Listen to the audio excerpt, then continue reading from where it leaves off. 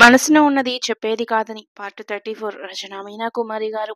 Video చూసే ముందు వీడియోకి తప్పకుండా లైక్ చేయండి. కోర్టు ప్రాంగణమంతా కూడా నిశ్శబ్దంగా సూర్య చూసే రిపోర్ట్స్‌లో ఏముందో చెప్పబోయేదేమిటో, మానస గారి మీద ఉన్న ఆరోపణల గురించి ఎటువంటి విషయం తెలుస్తుందో, ఏమని ధృవీకరిస్తారో తెలియక అందరూ కూడా ఉత్కంఠతతో, ఆసక్తితో, ఒక రకమైన బాధతో రకరకాలుగా చూస్తున్నారు ఉన్నవారంతా.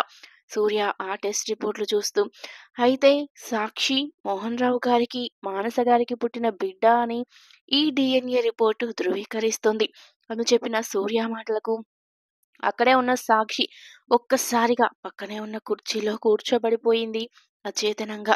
స్వాతి ఆ పక్కనే ఉండడంతో ఆమె భుజం మీద తడుతూ మేమున్నామన్న ధైర్యాన్నిచ్చింది.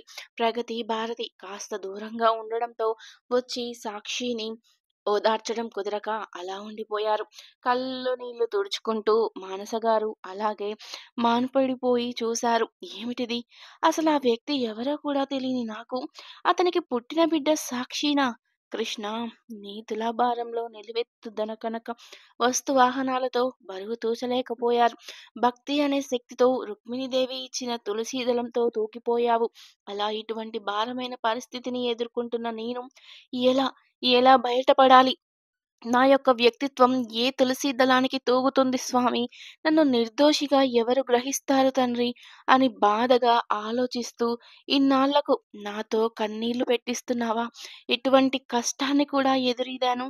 కానీ ఈ బాధను అది కూడా నన్ను అపార్థం చేసుకున్నా పర్వాలేదు కానీ సాక్షి చుట్టూ ఏదో దురుశాసపరులు నీడపడుతూ అన్యం పుణ్యం తెలియని బిడ్డను వెంటాడేలా ఉన్నారు. ఎవరో దుర్మార్గులు. నా బిడ్డ జీవితం ఎలా ఉండబోతుందో, నా బిడ్డ గురించే నా బాధ అని మనసులో వేదన పడుతున్నారు మానసాదేవి గారు. మానసాదేవి గారి గురించి తెలిసిన వారు ఆశ్చర్యపోతూ అలాగే ఉండిపోయారు. భారతికి కన్నీలాగలేదు. ప్రగతి బాధపడింది. సాక్షికి వెల్లువలా పొంగి వస్తున్న దుఃఖానికి ఆనకట్ట వేసి తను ఒక అడ్వకేట్ కాబట్టి అలాగే ఉండిపోయింది. స్థిమితపడి అక్కడ వెనక బెంచీల్లో కూర్చున్న ఇద్దరు మాత్రం ఆనందంగా చూస్తున్నారు. సైలెంట్‌గా మెసేజ్ పెట్టారు. అనుకున్నదంతా అనుకున్నట్లుగా జరుగుతుంది సార్ అని అవతల వ్యక్తులకు చెబుతూ వెటకారంగా నవ్వుకుంటున్నారు లోపల. కొందరు ఎంతో మంది పతివ్రతల్లా కనిపించే వాళ్ళ జీవితాల వెనుక ఇటువంటి విషయాలు ఉంటాయి కాబోలు అని అనుకుంటున్నారు. కొందరు ఎందుకు పనికిరాని వారు. కోర్టులో ఉన్న వారి మనసులలోని ఆలోచనలతో కోర్టు ప్రాంగణం వేడెక్కినట్లుగా అనిపించింది. కాసేపు జడ్జి గారికి కూడా అంతు చిక్కలేదు. భరద్వాజ గారు తనకు స్నేహితుడు, అత్యంత ఆప్తులుగా ఉండేవారు. అటువంటిది ఇప్పుడు మానస గారికి వచ్చిన పరిస్థితి నుండి తను కాపాడాల్సిన అవసరం కూడా ఉంది. అది కూడా న్యాయబద్ధంగా జరుగుతున్నది మాత్రం వర్ణనాతీతం. అది నిజం కాదు అని ఎప్పటికప్పుడు ఆయన మనసును హెచ్చరిస్తోంది. ఆయనలోని జ్ఞానం, మానసాదేవి గారి వ్యక్తిత్వం బాగా తెలుసు తనకు. కానీ కోర్టుకు సాక్ష్యాలే కావాలి అని ఆలోచిస్తూ ఉన్నారు. మోహన్ రావు ఎంతో ఆనందంగా కోర్టులో కూర్చున్న ఇద్దరు వ్యక్తుల వైపు చూసి చూడనట్లుగా ఒక నవ్వు నవ్వాడు. అవును మోహన్ రావు గారు, మీరనుకున్న విషయం అనుకున్నట్లుగా జరిగింది కదూ అంటూ చూస్తున్నాడు సూర్య. అవును, నాలాంటి అభాగ్యుడికి న్యాయం జరిగింది. నా బిడ్డను నాకు అప్పగించండి అంటూ మాట్లాడుతున్నాం మోహన్ రావు వైపు కోపంగా చూశారు అందరూ. సాక్ష్యం అతని వైపు ఉన్నా కూడా అతన్ని చూస్తుంటే తోడేలు స్వభావి అని తెలిసిపోతుంది. సూర్య మాట్లాడుతూ మీలాడ్ మీరు అనుమతిని ఇస్తే ఒక ముఖ్యమైన సాక్షిని ప్రవేశపెడతాను అన్నారు సూర్య. ఏదో మెలిక పెడతాడు బావ, మామూలు వాడు కాదు అని ఆసక్తిగా చూస్తూ ఉంది స్వాతి. డాక్టర్ మల్హోత్రా గారు అని పిలిచారు ఆయన. గౌరవంగా ఆహ్వానించారు. కోర్టులో ఆయనకంటూ ఒక స్థాయి ఉంది. పెద్ద పెద్ద వ్యక్తుల విషయాల్లో వారు తప్పులు చేసి తప్పించుకునేందుకు ఎన్నో ఆశలు చూపిస్తారు. డబ్బుకి మరి దేనికి ప్రాణభయానికి కూడా లొంగకుండా కొన్ని సాక్ష్యాలు హాస్పిటల్ నుండి ఇవ్వాల్సి వచ్చినప్పుడు ఎవ్వరికీ భయపడకుండా నిర్మొహమాటంగా టెస్ట్ రిపోర్ట్‌లు ఇవ్వగలిగిన సత్తా ఉన్న మనిషి మల్హోత్రా గారు అని అందరికీ తెలుసు. ఆయన గన్నవరంలో 30 ఏళ్లుగా వైద్యం చేస్తున్నారు. ఆయన స్థాపించిన ఆస్పత్రికి మంచి పేరు ప్రతిష్టలు ఉన్నాయి. గొప్ప మానవతావాదిగా, పేద ప్రజలకు పెన్నిదిగా పేరు తెచ్చుకునే మల్హోత్రా గారు అక్కడికి వచ్చి నిలబడ్డారు. జడ్జి గారు అనుమతి ఇవ్వడంతో సూర్య డాక్టర్ మల్హోత్రా గారిని ప్రశ్నించడంతో డాక్టర్ గారు మాట్లాడుతూ డిఎన్ఏ టెస్ట్ రిపోర్ట్లు చూశాను. సాక్షి అనే ఈ అమ్మాయి మోహన్ రావు బిడ్డగా రుజువవుతుంది. తల్లి మాత్రం మానస గారు కాదు అని చెప్పారు ఆయన. అవునా అంటూ అందరూ ఆశ్చర్యంగా చూశారు. సూర్య మాట్లాడుతూ కొందరు వ్యక్తులు ప్రమేయంతో రిపోర్టులు తారుమారు అవుతాయి అని నాకు అనుమానమొచ్చింది. అందుకే నేను ఆ రోజు టెస్ట్‌లకు తీసుకుంటున్నప్పుడు సైలెంట్‌గా నేను కూడా విడిగా వేరే హౌస్ సర్జన్ చేసే డాక్టర్ ద్వారా అవి మల్హోత్రా గారి దగ్గరకు పంపడం జరిగింది. ఇక్కడ టెస్టులు ఇలా ఉన్నాయి. ఇక మల్హోత్రా గారి గురించి తెలియని వారు ఎవరూ లేరు అని అనగానే ఆయన ఇచ్చిన రిపోర్టులను చూసి అవే నిజమైనవిగా జడ్జి గారు ధృవీకరించారు. మల్హోత్రా గారి విషయంలో మాట్లాడి ధైర్యం ఎవరికీ లేదు. జడ్జి గారు మాట్లాడుతూ డిఎన్ఏ టెస్టులు సైతం తారుమారు చేసిన విధం ఏమిటో, అందులో ఎవరెవరున్నారో మొత్తం బయటకు తీయాలి అని ఆదేశించారు. నేరం చేసిన వారు తప్పించుకోవడం ఎంత తప్పో, అసలు ఏ నేరం తెలియని వారు శిక్ష అనుభవించడం అంతకు మించిన తప్పు అని నమ్మిన ఈ న్యాయవాద సంస్థలో ఇటువంటి అన్యాయాలకు పాల్పడిన అంత ధైర్యం ఉన్న వ్యక్తులను తప్పక బోనులో కనిపెట్టాల్సి ఉంటుంది మిస్టర్ సూర్య అంటూ ఆజ్ఞాపించారు జడ్జి గారు. తప్పకుండా సార్ అంటున్న సూర్య వైపు మానస గారు మెచ్చుకోలుగా చూశారు. మోహన్ రావు ముఖం మాడిపోయింది. అక్కడ కూర్చున్న ఇద్దరు వ్యక్తులు సైలెంట్‌గా చిన్నగా లేచి వెళ్ళిపోయారు. ఏదో పని ఉన్నట్లు అన్నీ గమనిస్తూనే ఉన్నాడు సూర్య. అక్కడ ఉన్న వ్యక్తులను కనుసైగ చేయడంతో వాళ్ళు కూడా బయటకు వెళ్లారు. సాక్షికి ఏమీ అర్థం కాలేదు. తన తల్లి పవిత్రురాలు అని తెలిస్తే చాలు, తనేమైపోయినా పర్వాలేదు అంతవరకే తనకు. తనను పెంచిన తల్లి ఆ మాతృమూర్తి దేవతతో సమానం అని అందరికీ తెలియాలి. అదే నా మనసులో ఉన్న నిజమైన కోరిక అని కన్నీళ్లు పెట్టుకుంటూ మానస గారి వైపు చూడలేక ఆమె పాదాల వైపు చూస్తూ ఉంది. నిన్ను ఎక్కడ నిలబెట్టానమ్మా? గుడిలో కృష్ణుడు ముందు భక్తితో ప్రార్థించుకునే నిన్ను ఇక్కడ ఇటువంటి చోట నిలబెట్టాను అన్న బాధ సాక్షి మనసును వదలడం లేదు. చెప్పండి మానస గారు, ఇప్పుడు ఈ టెస్ట్ రిపోర్ట్‌లో ఈ విధంగా తేడా వచ్చాయి అంటే మీ కుటుంబం మీద ఎవరైనా కక్షగట్టి ఇటువంటి చర్యలకు పాల్పడుతున్నారా?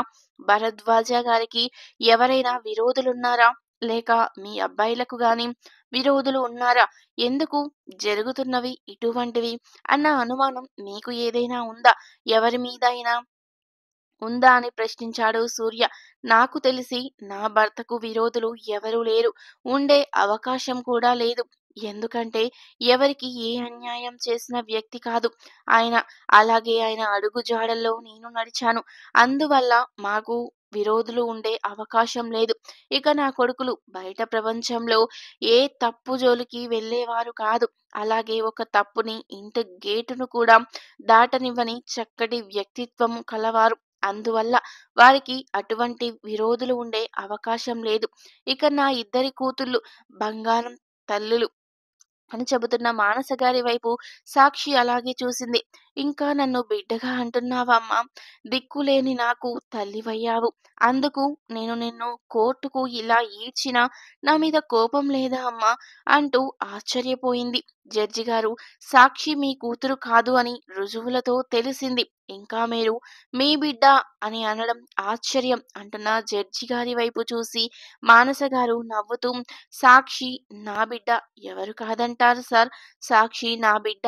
నా ఒడిలో ఆ బాలకృష్ణుడిలాగా గారాబంగా పెరిగిన బంగారు తల్లి సాక్షి. నా బిడ్డ అని గట్టిగా చెప్పింది మానస గారు. జైలు గోడల్లోకి వచ్చిన తర్వాత ఆమె చిక్కి శల్యమైనట్లు కనిపించింది అందరికీ. పైగా జ్వరం కూడా ఉండడంతో ఎప్పుడూ లేనిది కాస్త గట్టిగా మాట్లాడుతున్న మానస గారి ముఖం ఎర్రగా మారిపోయింది. భారతికి దుఃఖం ఆగడం లేదు. కళ్ళు తుడుచుకుంటూ ఉంది. ప్రగతి కూడా సాక్షి వైపు చూస్తూ ఒక పక్కకు తిరిగి కళ్ళు తుడుచుకుంటుంది. స్వాతికి ఎంతో బాధగా అనిపించింది. సూర్య మాట్లాడుతూ, మీ బిడ్డ కాదు అని తెలిసిన తర్వాత సాక్షి నా బిడ్డ అని చెప్పడంలో మీ అసలు ఉద్దేశం ఏమిటో తెలియజేయాలి మానస గారు అన్నాడు సూర్య కొంచెం గంభీరంగా. నా బిడ్డ కాదు సాక్షి అని మీరు ఎలా చెబుతారు? కంటేనే బిడ్డ అవుతుందా? జన్మను ఇచ్చిన వాళ్ళు నడి రోడ్డులో విసిరి పారేసిన బిడ్డను కన్నవాళ్ళు తల్లిదండ్రులు అవుతారా? అది ఇన్ని సంవత్సరాల తర్వాత ఆనాడు పురిటి కందుగా అక్కున చేర్చుకొని చిన్నప్పటి నుంచి నా బిడ్డగా ఎంతో ప్రాణంగా పెంచుకున్న నేను తల్లిని కాదంటారా? ఇదెక్కడి న్యాయం?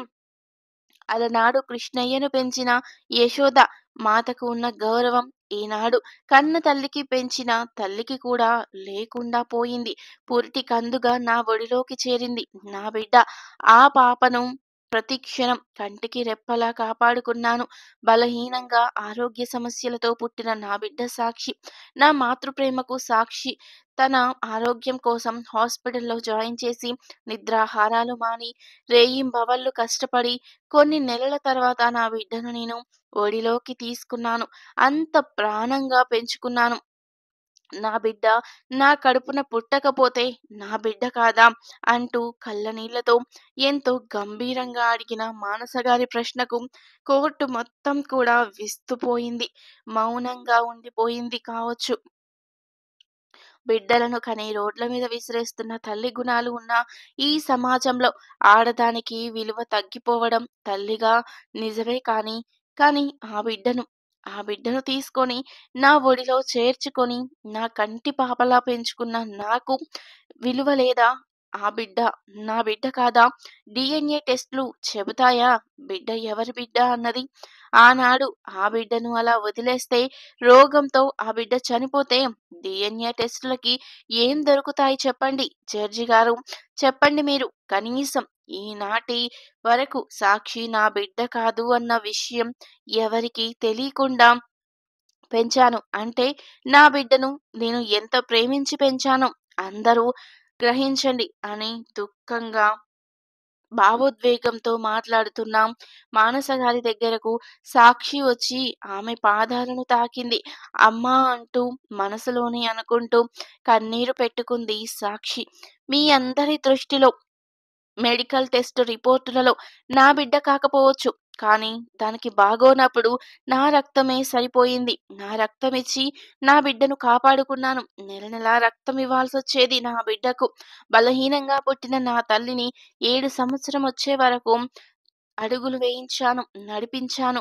ఆ తర్వాత ఆ విధంగా నడిపించకపోతే తనెప్పటికీ వీల్ చైర్‌లో ఉండిపోయేది. ఒక రకమైన ఎముకల వ్యాధితో పుట్టింది. పుట్టుకతోనే బాధపడుతున్న నా బిడ్డను కాపాడుకోవడానికి నేను కొన్ని సంవత్సరాలు కృషి చేశాను. తనకు ఆ జబ్బు ఉన్నట్లుగా నా కుటుంబ సభ్యులకు గాని, నా బిడ్డకు తెలీదు. ఎందుకో ఓపిక లేక పడిపోతుంది బిడ్డ అన్నారు.